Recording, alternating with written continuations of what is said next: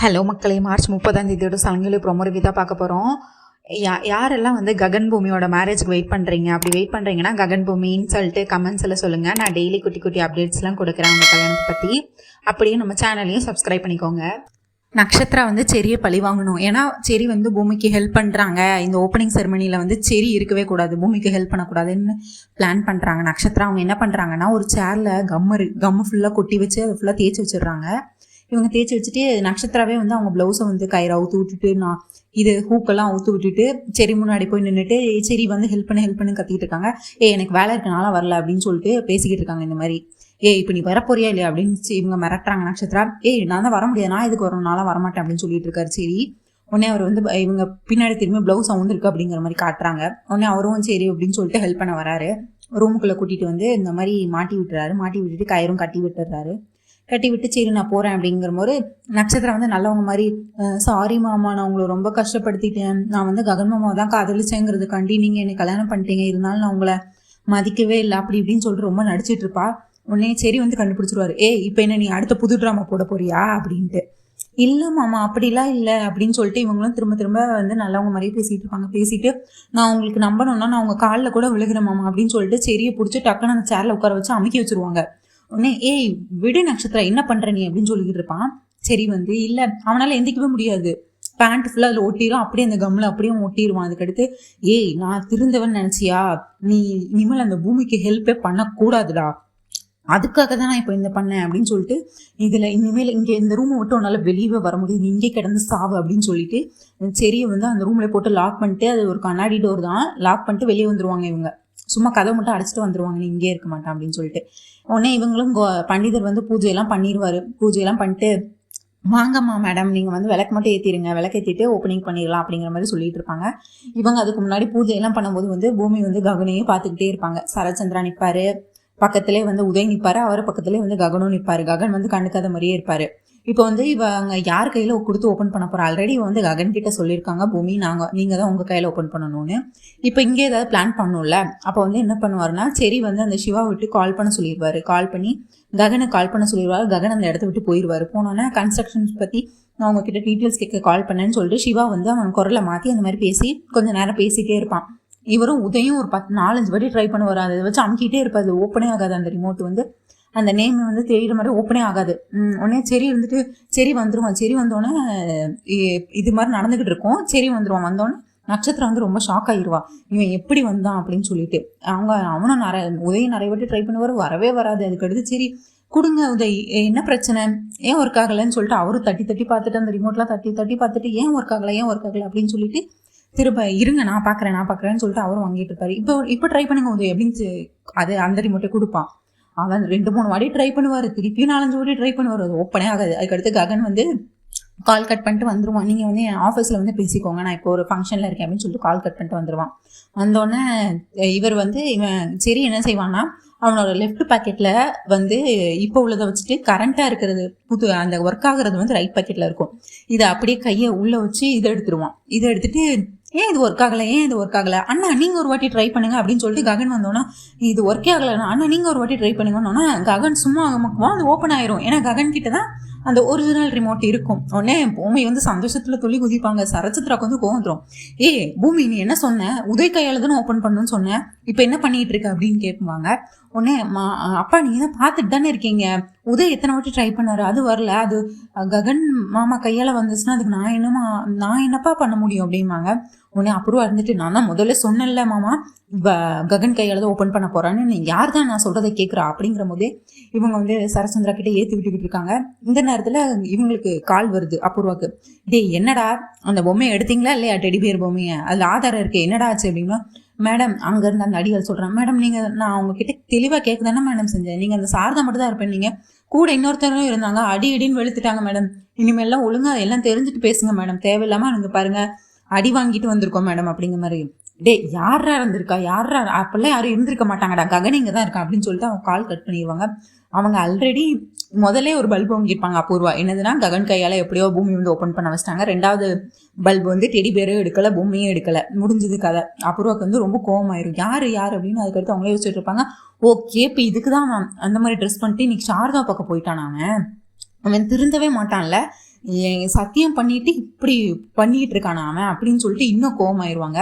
இங்கே இவங்க அதுக்கு அடுத்து ஸ்பீச் எல்லாம் கொடுக்க ஆரம்பிச்சிருவாங்க. பூமி வந்து இந்த நாட்டியத்தை பற்றி, இந்த நாட்டியம் எப்படி உருவானது, யாரால உருவானது, இது யார் பண்ணா, எப்படி எல்லாம் பண்ணாங்க, இது எவ்வளோ பெரிய பாரம்பரியம், அப்படி இப்படின்னு சொல்லிட்டு நாட்டியத்தை பற்றி ஒரு பெரிய ஸ்பீச் கொடுத்துட்டே இருப்பாங்க. ககன்லாம் வந்து வியப்பா பார்ப்பான். உதய் வந்து கான்லே இருப்பான். உதய்க்கு வந்து இப்போ டவுட் வந்துருச்சு. ஏன்னா அவங்கள ககன் உயிரை காப்பாற்றினது, இப்போ ககன் கையால் ஓப்பன் பண்ணது, அவன் வந்து ககனுக்கு வெறுக்க ஆரம்பிச்சான். உதய் பூமி மேலே அவன் கொஞ்சம் கான்லே இருப்பார். உதய் வந்து சரச்சந்திரா வந்து பார்த்து வேந்துட்டே இருப்பார். நம்ம பொண்ணு நாட்டியத்தை பற்றி இவ்வளோலாம் பேசுகிறோம். இவர் அங்கே இருக்கிறவங்க குட்டி பிள்ளைங்க எல்லாருமே வந்து வியப்பா பார்ப்பாங்க. நாட்டியம் எப்படி உருவானது, அதில் எத்தனை கலை இருக்குது, அது இதுன்னு நிறைய பேசிகிட்டே இருப்பாங்க. பேசிகிட்டே இருந்தோன்னே இவங்க என்ன பண்ணுவாங்க, அதுக்கடுத்து ஒரு சின்ன குழந்தைகிட்ட வந்து உங்களுக்கு என்ன தெரியும் அந்த மாதிரிலாம் கேட்பாங்க. உங்களுக்கு ஏதாவது டவுட்ஸ் இருந்தால் கேளுங்க அப்படின்னு சொல்லுவாங்க. யாருக்கு எந்த டவுட்ஸ் இல்லை. திரும்பியும் அவங்க இன்னும் நல்ல விளக்கமாக புலி வேஷம் வந்தது, எப்படி வந்தது, ஏன் வந்தது, எல்லாத்தையுமே பற்றி சொல்லிகிட்டே இருப்பாங்க. சொல்லிட்டு இருக்கும்போது இவங்க நட்சத்திரம் என்ன பண்ணுவாங்க, டிஜே சாங்கை போட்டு குத்து சாங் போட்டுருவாங்க. குத்து சாங் போட்டு யார் இந்த நேரத்தில் போட்டதுன்னு எல்லாரும் பார்த்துட்டே இருப்பாங்க. நான் தான் அப்படின்னு சொல்லிட்டு நட்சத்திரம் வந்து ஸ்டேஜுக்கு வந்துருவாங்க. இப்போ இவ்வளோ நேரம் நீங்கள் பேசிட்டீங்க, இப்போ நான் பேசலாம் இல்லை பூமிக்கா அப்படின்னு கேட்பாங்க. உடனே அதுக்கடுத்து டிஜே ஆஃப் பண்ணுங்கன்னு சொல்லிட்டு அவங்க நட்சத்திரம் போய் ஸ்டேஜில் பேசுவாங்க. என்ன பேசுவாங்கன்னா, எனக்கு அவங்க வந்து இது நாட்டியமாக இது பாரம்பரியமாக ஆடுறதை விட்டுட்டு வெஸ்டர்ன் குத்துப்பாட்டு இதான் நான் மாற்ற போகிறேன் இந்த டான்ஸ் அகாடமி அப்படின்னு சொல்லிட்டு பேசுவாங்க. இவங்க அபூர்வா வந்து ஜாலியாக என்ஜாய் பண்ணிட்டு இருப்பாங்க. சரச்சந்திராவுக்கு கோவம் வந்துடும், ககனுக்கு கோவம் வந்துடும், பூமிக்கு ரொம்ப ரொம்ப கோவம் வந்துடும். இவன் என்ன இப்போ தேவையே இல்லாமல் இவங்க எதுக்கு பூமியோட விஷயத்தில் தலையிடுறாங்க. நக்ஷத்ரா வந்து என்ன சொல்கிறாங்கன்னா, ஸ்டேஜில் எல்லோரும் முன்னாடியும் நான் வந்து இதே அகாடமிக்கு ஆப்போசிட்டில் வெஸ்டர்ன் டான்ஸ் அகாடமி வந்து ஸ்டார்ட் பண்ண போகிறேன், குத்துப்பாட்டு ஆரம்பிக்க போகிறேங்கிற மாதிரி சொல்கிறாங்க. இதை கேட்டு சரச்சந்திராவுக்கு ககனுக்கு எல்லாருக்கும் அங்கே இருக்க எல்லாத்துக்குமே கோவருது. அபூர்வா நல்லா என்ஜாய் பண்ணிகிட்டு இருக்காங்க. இவங்க பூமிக்கு வந்து பெரிய ஷாக்காக இருக்குது. இப்போ என்ன எல்லாரும் முன்னாடி இப்படி பேசுகிறாங்க. அதுக்கடுத்து நட்சத்திரம் சொல்கிறாங்க, நீயே ஒத்துப்ப பூமி, வெஸ்டர்ன் தான் பெஸ்ட்டு, உன்னோட டான்ஸில் ஒன்றுமே இல்லைன்னு, உனக்கு நான் சேலஞ்ச் வைக்கிறேன் அப்படிங்கிற மாதிரி சொல்கிறாங்க எல்லாரும் முன்னாடியும். இதை வந்து மீடியா எல்லாருமே இதெல்லாம் பார்த்து பேப்பரெல்லாம் போடுறாங்க. இப்போ வந்து சரச்சந்திரா வீட்டில் வந்து இவங்கள கொஷின் பண்ணிட்டு இருக்காங்க நட்சத்திராவை. நட்சத்திரம், உனக்கு கொஞ்சமாச்சும் அறிவு இருக்கா? நீ எதுக்கு அப்படி சொன்ன? நீ எதுக்கு பூமி கூட போட்டி போடுறியா? பூமி உனக்கு பிடிக்கலன்னு எனக்கு தெரியும், அதுக்காக நீ இவ்வளோ கேவலமாக பண்ணுவேன் நான் நினைக்கவே இல்லை அப்படிங்கிற மாதிரி சொல்லிட்டு இருக்காங்க. ஏன்ப்பா நீங்கள் என்ன ஒருத்தவங்களுக்கு நெய்யும் இன்னொருத்தவங்களுக்கு வெண்ணையும் வைப்பீங்களா? உங்களுக்கு பூமி தான் பிடிக்குமா, என்னையெல்லாம் பிடிக்காதா? எதுக்குப்பா இப்படி பண்ணுறீங்க? நான் ஸ்டார்ட் பண்ணக்கூடாதா? இந்த மக்கள் எல்லாம் என்ன நினைப்பாங்க, சரச்சந்திராவோட 2 பொண்ணுமே ஒருத்தங்க ரெண்டு பேருமே டான்ஸ் இது பண்ணுறாங்கன்னு தான் நான் நினைப்பாங்க. இதில் என்ன தப்பு இருக்குது? அதில் எதுவும் தப்பு இல்லையே மாமா அப்படிங்கிற அப்பா, அதில் எதுவுமே தப்பு இல்லை அப்படின்னு சொல்லிட்டு இருக்காங்க. நீ ஆரம்பிக்கணும்னு நினச்சது தப்பு இல்லை, அது எதுக்கு இன்னைக்கு ஆரம்பிக்கணும்னு நினச்சேன், எதுக்கு நீ இப்போவே ஆரம்பிக்கணும்னு நினைக்கிறேன்? நீ முன்னாடி இதை பற்றி எங்கிட்ட எதுவுமே பேசலை, அதுக்கு இன்னைக்கு எதுக்கு ஸ்டேஜில் எல்லாரும் பத்திரிக்கையில் எல்லாரும் வந்திருக்க இடத்துல நீ அப்படி சொன்ன நட்சத்திரா, எனக்கு இது பிடிக்கவே இல்லை, அபூர்வா இதுக்கு நீயும் உடஞ்சே அப்படின்னு கேட்டுக்கிட்டு இருக்காங்க. உடனே அபூர்வா இருந்துட்டு, மாமா எனக்கு இதுக்கு எந்த சம்மந்தமும் இல்லை, ஆனால் இப்போ பேப்பரில் எல்லாரும் முன்னாடியும் போட்டாச்சு, இப்போ போடலன்னா வந்து எல்லாரும் மக்கள் என்ன நினைப்பாங்க, மூத்த பொண்ணுக்கு சப்போர்ட் பண்ணுறாங்க, 2வது பொண்ணு வந்து இப்படி கையில் விட்டுறாங்க, அவங்களுக்கு எந்த உதவியும் பண்ணலைன்னு உங்களை தான் மாமா எல்லாரும் பேப்பரில் எல்லாம் போட்டு தப்பாக நினைப்பாங்க மாமா, அதனால ஸ்டார்ட் பண்ணட்டும் மாமா அப்படிங்கிற மாதிரி சொல்கிறாங்க. அது முடியாது, ஒருத்தங்க தான் டான்ஸ் ஆடணும் அப்படிங்கிற மாதிரி சொல்லிட்டு இருக்காங்க இவர் சரச்சந்திரா வந்து.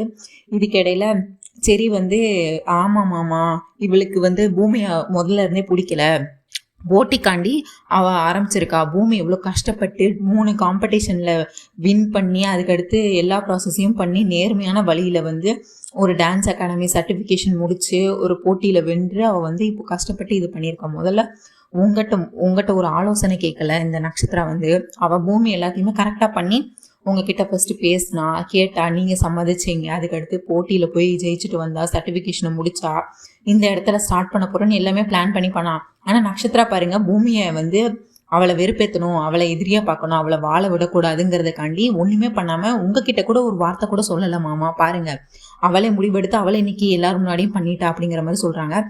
சரி வாயம் மூடுறா, நீ இதுக்கு மேலே பேசினா உன்னை கொன்றுவேன் அப்படின்னு சொல்கிறாங்க. இந்த நேரத்தில் சரச்சந்திரா வந்து பலான நட்சத்திரா ஒரு அறை விடுறாங்க. என்ன தைரியம் இருந்தால் அவர் உன்னை கல்யாணம் பண்ணிக்கிட்டவர், அவரோட தாலி உன்கிட்ட இருக்கு, நீ அவரை வந்து மரியாதையை நடத்தணும், அவங்களுக்கு நீ கௌரவமாக கொடுக்கணும், அதை விட்டுட்டு இப்படிதான் வாடா போடான்னு பேசி இப்படிதான் மரியாதை எல்லாமே பேசுவேன். சரி சொன்னதில் என்ன தப்பு இருக்குது, கரெக்டாக தானே அவன் பேசுகிறான். அவன் நீ என்கிட்ட இதுக்கு முன்னாடி இதை பற்றி சொன்னியா, அப்படினால நீ வெஸ்டர்ன் ஸ்கூல் ஆரம்பிக்கிறதா இருந்தாலும் என்கிட்ட அதை பற்றி ஒன்றுமே பேசலாம். அது இதுக்கு ஆப்போசிட்டில் ஆரம்பிக்கிற வேறு இடத்துல நானே உனக்கு அதை பற்றி எல்லாமே வச்சு கொடுத்துருப்பேனே வேறு நல்ல இடத்துல வெஸ்டர்ன் ஸ்கூல் அப்படிங்கிற மாதிரி சொல்கிறாங்க. சரிப்பா இப்போ நானும் அவ்வளோ ஒரே பாட்டுக்கு டான்ஸ் இப்போ வந்து அப்புறம் சொல்கிறாங்க 2 பேத்துக்கும் ஒரே பாட்டுக்கு டான்ஸ் ஆட சொல்லுவோம். யார் வின் பண்ணுறாங்களோ அவங்க அகாடமி வைக்கட்டும், இன்னொருத்தவங்க தோத்ததாக இருக்கட்டும், அவங்க வந்து இந்த பேச்சை இதோட விட்டுறணும். அது யாரும் நீங்களே டிசைட் பண்ணுங்க மாமா அப்படின்னு சொல்லிடுறாங்க. சரி பாட்டை போடுறா அப்படின்னு சரச்சந்திர சொல்கிறாரு. அவரும் ஒரு பாட்டை போடுறாரு. 2 பேரும் ஒரே நேரத்தில் டான்ஸ் எல்லாம் ஆட ஆரம்பிச்சிடுறாங்க. நக்ஷத்ராவும் ஃபயராக டான்ஸ் ஆடுறாங்க, பூமியும் அதை விட ஃபயராக டான்ஸ் ஆடிட்டு இருக்காங்க. இந்த நேரத்தில் அப்புறம் வந்து கண்ணை காட்டுறாங்க. அந்த கடுகு ஃபுல்லாக போட்டு இவங்க மருதாணி இலையை விட்டு கடுகு ஃபுல்லாக போட்டு அவங்கள டான்ஸ் ஆட விடாமல் பண்ணி இடைஞ்சல் ஏற்படுத்துகிறாங்க இவங்களுக்கு, பூமிக்கு. உடனே அவங்களும் அதெல்லாம் மீறி ஆடுறாங்க. கடைசி நேரத்தில் பாட்டு முடிப்புற நேரத்தில் நட்சத்திரம் வந்து கீழே விழுந்துடுறாங்க. ஆனால் பூமி வந்து லாஸ்ட் நின்று ஆடிடுறாங்க. ஆடின பின்ன சரச்சந்திரா வந்து பூமி தான் இதில் ஜெயிச்சா, நீ தோத்துட்ட, அதனால நீ இந்த பேச்சை இதோட விட்டுரு அப்படின்றாங்க. உடனே அப்புறவாக்கும் பெரிய பல்பு. இப்போ வந்து யாருன்னா புதுசாக ஒருத்தவங்க வராங்க, ரத்னம்னு சொல்லிட்டு. இது யாருன்னா இவங்க தான் அபூர்வாக்கு வந்து சேவை பண்ணிக்கிட்டு இருக்காங்க. இந்த ரத்னத்தை கொலை பண்ணது, இந்த மாதிரி அபூர்வா கண்டு என்னென்ன வேலைகள்லாம் செய்கிறது இந்த ரத்னம். அந்த டிஎஸ்பிக்கு என்ன பண்ணியிருப்பானா, இந்த ரத்னம் இந்த பொண்ணு போய் நான் தான் இந்த கெஸ்ட் ஹவுஸ்க்கு வந்து வேலைக்காரி அப்படின்னு சொல்லிட்டு டீ போட்டு கொடுத்து அதில் ஃபுல்லாக பாய்சனை கலந்து குடிக்க வச்சு அவர் வந்து அதை கண்டே பிடிக்காத மாதிரி, வயிற்றுல பாய்சன் தான் இருக்குது அப்படின்னு கண்டுபிடிக்காத அளவு அப்படியே சில மாதிரி ஆயிடுவாங்க, இறந்து போயிடுவாங்க. அது வந்து இது அவள் அந்த ஃப்ளாஷ்பேக்கில் சொல்லுவாள். இப்போ இவளை வந்து ககன் வீட்டுக்கு அனுப்பி வேலைக்காரியாக அனுப்பி அந்த டெடிபியர் பொம்மை அந்த ஆதாரத்தை எடுத்துகிட்டு வர்றதுக்காண்டி இவங்க வந்து அபூர்வா வந்து அந்த ரத்னம் கிட்ட பேசிகிட்டு இருக்காங்க. உடனே நான் உங்களுக்காக உயிரை கூட கொடுப்பேன் மேடம், நான் வந்து இப்போ போலீஸை போய் சரண்டர் ஆகிடுறேன் மேடம், உங்கள் பேரை நான் எங்கேயும் சொல்ல மாட்டேன், எனக்கும் அவருக்கும் முன்பகை இருந்தது அந்த டிஎஸ்பிக்கு, அதனால தான் நான் அவளை கொன்னேன்னு சொல்லிடுறேன். அபூர்வா என்ன சொல்லுவாங்கன்னா, ஆல்ரெடி அந்த டிஎஸ்பியில் எனக்கு பெரிய பிரச்சனையாக இருக்குது, இன்னும் அடுத்துல யாரும் இனிமேல் கொலை பண்ணக்கூடாது, நீ போய் அந்த ககன் வீட்டில் போய் அந்த பொம்மையை மட்டும் பத்திரமா எடுத்துகிட்டு வந்துட்டு இதுதான் அந்த பொம்மை அப்படின்னு சொல்லிட்டு அந்த டெடிபியர் ஃபோட்டோவை காட்டுவாங்க.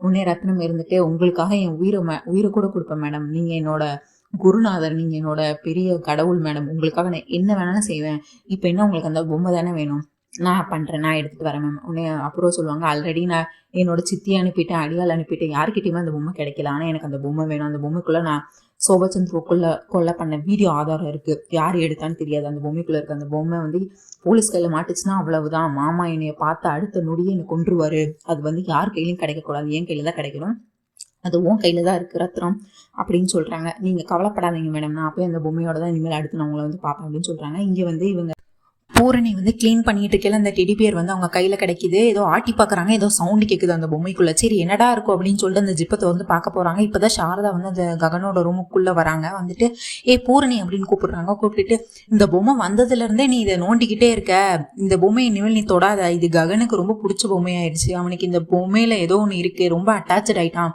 இந்த பொம்மை காணும்னு சொல்லிட்டு அன்னைக்கு ஃபுல்லாக தேடிட்டு இருந்தான், திரும்ப வந்ததுலேருந்து அவன் ரொம்ப சந்தோஷமாயிட்டான், இந்த பொம்மை இனிமேல் நீ தொடாத, அது ககனோடது, ககனுக்கு இது ரொம்ப பிடிச்சிருக்கு, எதுக்குன்னு எனக்கும் தெரியல, ஆனால் எனக்கும் இந்த பொம்மையில் ஏதோ ஒரு கனெக்ஷன் இருக்கிற மாதிரி இருக்குது அப்படின்னு சொல்கிறாங்க. அதுக்கடுத்து பூர்ணி கையிலேருந்து அதை வாங்கி ககனோட கபோர்டில் அடியில் வச்சிடுறாங்க, வச்சு கபோர்டை மூடிடுறாங்க.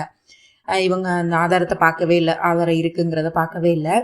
இவங்க அபூர்வா என்ன பண்ணுறாங்கன்னா, இப்போ வந்து இவங்க உதய கூப்பிட்டு நல்லவங்களாட்டம் சரச்சந்திரா வந்து பின்னாடி இருந்து எல்லாத்தையும் ஒட்டிக்கிட்டு இருக்காரு. அவங்க முன்னாடி நடிக்கிறதுக்காண்டி, நட்சத்திராவோட எனக்கு பூமியை தான் எனக்கு ரொம்ப பிடிக்கும், பூமி வந்து என்னோட செல்ல அக்காவோட பொண்ணு, சோபாச்சந்திரா அக்காவோட பொண்ணு, அவளோட நல்லதுக்காக மட்டும்தான் நான் எப்போவுமே யோசிப்பேன், ஆனால் அவள் என்னை எப்போவுமே சித்தியாக தான் நினைக்கிறா, அவள் என்னை அம்மாஸ்தானத்தில் பார்க்க மாட்டா, ஆனால் நட்சத்திராவை விட ஒரு படி மேலே தான் பூமியை பார்த்துட்ருக்கேன், எனக்கு என் மாமாவுக்கும் பூமினா உயிர், எனக்கும் பூமி தான் ஃபஸ்ட்டு ப்ரியாரிட்டி, நட்சத்திரா கூட இப்போ டான்ஸ் அகாடமி ஸ்டார்ட் பண்ணுறேன்னு சொன்னால் நான் பூமிக்கு தான் சப்போர்ட் பண்ணேன் அப்படி இப்படின்னு சொல்லிட்டே இருக்காங்க. நீ ஏன் பூமி கூட டைமே ஸ்பெண்ட் பண்ண மாட்டேற உதய், உனக்கு பூமிக்கு என்ன பிடிக்கும் என்ன பிடிக்காது, யாரை பிடிக்கும் யாரை பிடிக்காது, என்ன சாப்பிடுவா, என்ன மாதிரி பிடிக்கும், என்ன மாதிரி படம் பார்ப்பா, ஏதாவது தெரியுமா நிறைய பூமிக்கு இதெல்லாம் என்ன பிடிக்கும் என்ன பிடிக்காது ஒன்று ஒன்றா கேட்டுட்டு இருப்பாங்க. உதய் எனக்கு இது தெரியாது அது தெரியாது எதுவுமே தெரியாதுன்னு சொல்லுவாங்க. பூமிக்கு கேர் பண்ணுறது பிடிக்குமா, பூமியை நீ கேர் பண்ணு அப்படி இப்படின்னு சொல்லிட்டு ரொம்ப நல்லவங்களாட்ட பேசிட்டு இருப்பாங்க. பின்னாடி சரச்சந்திரன் வந்துட்டு, என் பொண்ணு மேலே இவங்களுக்கு அபூர்வாக்கு எவ்வளோ பாசம் அப்படின்னு நினச்சிட்டு அவர் சந்தோஷப்பட்டுட்டு இருப்பாரு.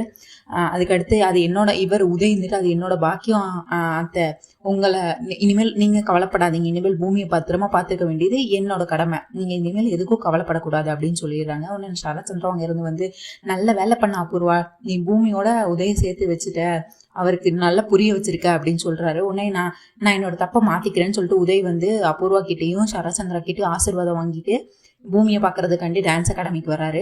இங்கே பார்த்தா டான்ஸ் அகாடமிக்கு இவங்க உதய்க்கு வர்றதுக்கு முன்னாடி இவங்க அழகா பூமி வந்து ரொம்ப அழகா டான்ஸ் சொல்லி கொடுத்துட்டு இருக்காங்க. ககனும் அங்கே ஆஃபீஸ் ரூம்ல இருந்துட்டு அவர் வேலையை பார்த்துட்டு இருக்காரு. அவர் வேலை பார்த்துட்டு இருந்தாரு. டிஸ்ட்ராக்ட் ஆகி பூமியவே அப்படி விரிச்சு பார்த்துட்டே இருக்காரு. பார்த்து சிரிக்கிறாரு, அதுக்கடுத்து ரொம்ப ரசிச்சுக்கிட்டே இருக்கிறாரு. அப்படி பூமியை பார்த்து மெய் மறந்து போயிட்டாரு. இவங்க டான்ஸ் சொல்லி கொடுக்கறத பார்த்து அப்படியே மெய் மறந்து அவர் வேலையை விட்டுட்டு பூமியவே ஃபுல்லாக பார்த்துக்கிட்டே இருக்காரு. ககன் வந்து பூமியை அப்படியே பார்த்துக்கிட்டே இருக்காரு, ரசிச்சுட்டே இருக்காரு. பூமி வந்து இதெல்லாம் பார்க்கவே இல்லை. அதுக்கடுத்து அவங்க ஸ்டேஜை விட்டு இறங்கி கண்ணா அப்படி இல்லை அப்படின்னு சொல்லி சின்ன பிள்ளைங்களை கீழே வந்து சொல்ல வருவாங்க. உடனே இவங்க இவர் பூமி தான் தன்னை பார்க்குறாரு அப்படின்னு சொல்லிட்டு ககன் வந்து திரும்பிடுறாரு, மூஞ்சி திரும்பிடுறாரு. அதுக்கடுத்து ஓரக்கண்ணால பார்க்குறாரு பூமியை. அதுக்கடுத்து டான்ஸ் ஆடுறதையே பார்த்துக்கிட்டே இருக்காங்க. அதுக்கடுத்து சரி அப்படின்னு சொல்லிட்டு அவர் வேலையை பார்க்கலான்னு வரும்போது தான் ஃபோன் வருது. ஃபோனை எடுக்கிறாரு. அந்த நேரத்தில் வந்து உதய் வந்து உள்ள வர்றாரு. ஹாய் ப்ரோ அப்படின்னு சொல்கிறாரு. குட் மார்னிங் அப்படின்னு சொல்கிறாரு அவரும். உடனே இவர் வந்து பூமியை பார்க்கறக்காக இங்கே வந்துடுறாரு. உடனே பூமி வந்து குட் மார்னிங் பூமி அப்படின்னு உதய் சொல்கிறாரு. இவங்க கண்டுக்கவே இல்லை. பூமி கண்டுக்காமல் அவங்க பாட்டு அவங்க வேலையை பார்த்துட்டே இருக்காங்க. உடனே இங்கே பாருங்கள், இது பர்சனல் இடம் இல்லை, இது என்னோட டான்ஸ் அகாடமி, இங்கே நான் டான்ஸ் தான் சொல்லி கொடுத்துட்ருக்கேன். இப்படி வந்து டான்ஸ் நடக்கிற இடத்துல இப்படிலாம் வந்து தொல்லை பண்ணாதீங்க, இதெல்லாம் எனக்கு பிடிக்காது, நீங்கள் நான் டான்ஸ் கிளாஸ் முடிஞ்சதுக்கப்புறம் வாங்க அப்படி இப்படின்னு சொல்லி அவங்கள விரட்டி விட்றாங்க. உடனே இல்லை நான் அவங்கக்கிட்ட தனியாக பேசணும் பூமி அப்படின்னு சொல்கிறாங்க. உடனே என்ன தனியாக பேசணும் அப்படின்னு சொல்லிட்டு சரி இங்கே வா ரிஷிதா நீ சொல்லிக் கொடு அப்படின்னு சொல்லிட்டு இவங்க தனியாக பேச போகிறாங்க. பூமி இந்த நேரத்தில் உதயும் பூமியும் தனியாக பேசிகிட்டு இருக்காங்க. இப்போ உன்னால் என்னை வெளியே போன்னு சொல்ல முடியாது பூமி, நான் வந்து உங்ககிட்ட டான்ஸ் கற்றுக்க வந்திருக்கேன் அப்படின்னு சொல்கிறாங்க. உடனே பூமி சொல்கிறாங்க, உங்களுக்கு என்ன வயசாகுது இப்போ போய் டான்ஸுன்னு சொல்கிறீங்க? இங்கே பாரு, எதை கற்றுக்கிறதுக்கும் எதுவும் வயசுக்கும் இதுக்கும் சம்மந்தமே இல்லை. நீ இப்போ உன்னால் நோவே சொல்ல முடியாது. நான் உங்கள் அப்பா கிட்ட இருந்து ரெக்கமெண்டேஷன் லெட்டர் வாங்கிட்டு வந்திருக்கேன், சரத்சந்திரா மாமா கிட்ட தான் வாங்கிட்டு இருக்கேன் லெட்டர் காட்டுறாரு. உடனே பூமிக்கு என்ன பண்ணுறதுன்னே தெரில. உடனே அவங்க ககன் மேலே பழிய போட்டுடுறாங்க. நான் டான்ஸ் மட்டும் தான் இங்கே சொல்லிக் கொடுக்குறேன், அட்மிஷன் வேலையெல்லாம் ககன் தான் பார்த்துக்கிறாரு. அவர் ஓகேன்னு சொன்னால் நீங்கள் என் கூட டான்ஸை இங்கே கற்றுக்கலாம் அப்படின்றாரு. சரி வாங்க போகலாம் அப்படின்னு சொல்லிட்டு ககன் கிட்ட போகிறாங்க. உடனே என்ன ப்ரோ அப்படின்னு கேட்குறாங்க இவங்க. உடனே இவர் வந்து இது சரத்சந்திரா மாமா ரெக்கமெண்டேஷன், நானும் டான்ஸ் கற்றுக்கணும் அப்படின்னு சொல்கிறாங்க. உடனே அவர் அந்த லெட்டரை கொடுத்துட்டு ஒன்றுமே சொல்லலை. உடனே வாங்கி பார்க்குறாரு ககன். வாங்கி பார்த்துட்டு படித்து பார்க்குறாரு. சரத்சந்திரா ரெக்கமெண்டேஷன் உடனே கிழிச்சு தூளாக போட்டு பறக்க விட்டுறாரு. உடனே உதய்க்கு கோவம் உச்சந்தலுக்கு ஏறுது. என்ன ப்ரோ மரியாதை இல்லாமல் இப்படி பண்ணுறீங்க, இப்போ நான் டான்ஸ் சேரணுமா சேர முடியாதா அப்படின்னு கேட்குறாங்க. உடனே ககன் சொல்கிறாரு, ஒன்றுமே இல்லை, இதில் ஒரு சைன் மட்டும் இந்த நோட்டில் பண்ணிங்க, அட்மிஷன் போட்டுக்கோங்க, டான்ஸ் போய் கற்றுக்கோங்க அப்படின்னு சொல்கிறாங்க. ஓ அவ்வளோதானா, ரெக்கமெண்டேஷன்லாம் தேவையில்லையா ப்ரோ அப்படின்னு சொல்லிட்டு அவங்களும் சைன் பண்ணுறாங்க. இப்போ நான் போகலாமா ப்ரோ அப்படின்றாங்க. இல்லை பேசிக்ஸ் எல்லாம் நான் தான் கற்றுக் கொடுக்குறேன்னு சொல்லிட்டு ககன் சொல்கிறாரு. வாங்க நான் முதல்ல உங்களுக்கு கற்றுத்தரேன், அதுக்கடுத்து நீங்கள் என்கிட்ட கற்றுக்கிட்ட பின்ன நீங்கள் அதுக்கடுத்து ஓரளவு ஆட ஆரம்பிச்சோன்னே நீங்கள் பூமிக்கிட்ட போய் கற்றுக்கோங்க அப்படின்னு சொல்லிட்டு இவர் ககன் வந்து அவரை உதய கூட்டிகிட்டு போய் ஃபன் பண்ணிக்கிட்டு இருக்காரு. இப்படி தான் டான்ஸ் ஆடணும், கான்சன்ட்ரேஷன் மைண்ட் பாடி கான்சன்ட்ரேஷன், மைண்ட் பாடி கான்சன்ட்ரேஷன் ஃபன் பண்ணிகிட்டு இருக்காரு. நம்ம எண்ணமும் சிந்தனையும் ஒரே நேரத்தில் இருக்கணும், ஒரே இடத்துல இருக்கணும், இப்படி பண்ணணும் அப்படி பண்ணணும்னு சொல்லிட்டு டான்ஸ் அவருக்கே ஒன்று தெரியாது. ககனே அவர் வச்சு உதய வச்சு ஃபன் பண்ணி இப்படி ஆடுங்க அப்படி ஆடுங்க. அவளுக்கு ஆடவே தெரியல, கால் நிற்கவே இல்லை. மைண்ட் பாடி ரெண்டும் ஒரே இடத்துல இருக்கணும் உதய் ப்ரோ, இப்படி தான் நீங்கள் கற்றுக்கணும், இப்படி மட்டும் இந்த ஸ்டெப்பை விட்டு நீங்கள் கீழே விழுந்துட்டீங்க பூமி உங்களை ரிஜெக்ட் பண்ணிடுவோம், அடுத்து உங்களால் நீங்கள் டான்ஸே கற்றுக்க முடியாது அப்படின்னு சொல்லிட்டு இவர் வெறுப்பேற்றிக்கிட்டு இருக்காரு. உதயம் அப்படியே நின்றுட்டார், சிலையாட்டம் அந்த ஸ்டெப்பில் நின்றுட்டு இருக்காரு. இந்த நேரத்தில் டிஎஸ்பி கொலை வழக்கில் ஒரு பெரிய ஆதாரம் கிடச்சிருக்கு. பெரிய ஆதாரம்லாம் ஒன்றும் இல்லை, அவங்களோட வளையல் வந்து ஒன்று உருண்டு போய் கீழே விழுந்திருக்கும், அதை எடுத்துகிட்டு வந்திருப்பாரு. உன்னை எடுத்துகிட்டு வந்துட்டு இவர் வந்து சரத்சந்திரா கிட்ட இந்த மாதிரி சொல்லிக்கிட்டு இருப்பாரு, நீங்கள் அந்த டிஎஸ்பியை கொலை பண்ணது ஒரு கில்லர், ஒரு பொண்ணு தான் கொலை பண்ணியிருக்கா, ப்ரொஃபஷனலாக கொலை பண்ணியிருக்கா, அவள் வந்து ஹார்ட் அட்டாக் மாதிரி வர வச்சு கொலை பண்ணியிருக்கா, அவள் பாய்சன் தான் கொடுத்துருக்காள், எப்படி கொடுத்தா எப்படி கொண்டான்னு யாராலுமே கண்டுபிடிக்க முடியல, ஆனால் அவள் ஒரு தடயத்தை விட்டுட்டு போயிட்டா, அதுதான் அவளோட வளையல், அவளே எல்லாத்தையும் கொண்டு வந்து கொலை பண்ணிட்டு தடயத்தை எல்லாத்தையும் இப்போ இல்லைன்னு நினச்சா அவள் போயிட்டு, ஆனால் ஒரு வளையல் கிடச்சிருக்கு அப்படின்னு சொல்கிறாங்க. அபூர்வாக்கு வந்து இந்த ரத்னத்தை நம்பினா அவள் ப்ரொஃபஷனல் கில்லர்னு அவளை நம்பினா, ஆனால் அவள் இப்படின்னு சொதப்பி வச்சிருக்கா, இப்போ இந்த ஆதாரத்தை நான் என்ன பண்ணுறது, ஐயோ நான் ஏதாவது பண்ணணுமே அப்படின்னு சொல்லிட்டு இவங்க சொல்கிறாங்க. அது வந்து அந்த செக்யூரிட்டி ஒய்ஃபோடது அப்படின்னு சொல்கிறாங்க. சரத்சந்திரா சொல்கிறாரு, இப்போ இருக்கிற செக்யூரிட்டிக்கு ஒய்ஃபே கிடையாது, என்ன பேசுகிறா பூர்வா அப்படின்னு சொல்கிறாங்க. உடனே 1 இயருக்கு அவர் 1 இயருக்கு முன்னாடி ஒருத்தங்க இருந்தாங்களா, அவங்க தான் போய் 1 இயர் ஆகுது, இன்னுமா அந்த வலையில் அங்கே கிடைக்க போகுது அப்படின்னு சொல்கிறாங்க. இது கண்டிப்பாக அந்த கொலை பண்ணவளோட வளையலாக தான் இருக்கும் அப்படின்னு சொல்லி பேசிகிட்டு இருக்காங்க. இல்லை என்னோட வளையலாக கூட இருக்கலாம், கொடுங்க அப்படின்னு நான் போட்டு பார்க்குறேன் அப்படின்றாங்க. உடனே அந்த வளையல போடுறாங்க. இவங்களுக்கு அது போகவே இல்லை. அவங்களுக்கு நட்சத்திர வயசில் ஒரு பொண்ணு, அந்த வளையல் எப்படி இவங்களுக்கு அபூர்வாக்கு சேரும்? அந்த ரத்னங்கிறவங்க சின்ன பொண்ணு, அவங்களோட வளையல் எப்படி உங்களுக்கு சேரும்? அவங்களும் ட்ரை பண்ணுறாங்க, முடியல. கொடுத்துருங்க மேடம், அந்த கேஸ் வாங்கிடுறது. இதுதான் ஆதாரம். உடனே சரச்சந்திரா சொல்றாரு, இந்த வலையில வச்சு எப்படிங்க நீங்க கண்டுபிடிப்பீங்க அப்படின்றாங்க. அதுதான் சார் எங்களோட போலீஸ்ல எங்களுக்கு கற்றுக் கொடுத்துருக்காங்க அப்படி இப்படின்னு அவர் வீரவசனம் பேசிக்கிட்டு இருக்காரு. இதுதான் மக்கள் இன்னைக்கான ரிவ்யூ. உங்களுக்கு என்னோட ரிவ்யூ பிடிச்சிருந்தா சீரியல் குட்டிக்கு மறக்காம சப்ஸ்கிரைப் பண்ணிக்கோங்க. உங்க தாட்ஸ் என்னன்னு கமெண்ட்ஸில் சொல்லுங்க. அப்படியே உங்களுக்கு ககன் பூமி மேரேஜ் எப்போ நடக்கும், எப்படி நடக்கும், இன்னும் என்னென்னா அது த்ரில்ஸ் என்ன எப்படி நடக்கும் எல்லாமே உங்களுக்கு தெரிஞ்சுக்கணுன்னா நீங்கள் சப்ஸ்கிரைப் பண்ணிக்கோங்க. அண்ட் கமெண்ட்ஸில் ககன் பூமி கமெண்ட் பண்ணுங்கள். நான் இந்த வீக் ஃபுல்லாக டெய்லி ஒரு அப்டேட் உங்களுக்காக கொண்டு வரேன். நீங்கள் கமெண்ட் பண்ண அப்டேட்ஸ் உங்களை வந்து சேரும் மக்கள். பாய், தேங்க்யூ, நன்றி, நாளை சந்திப்போம். பாய் பாய்.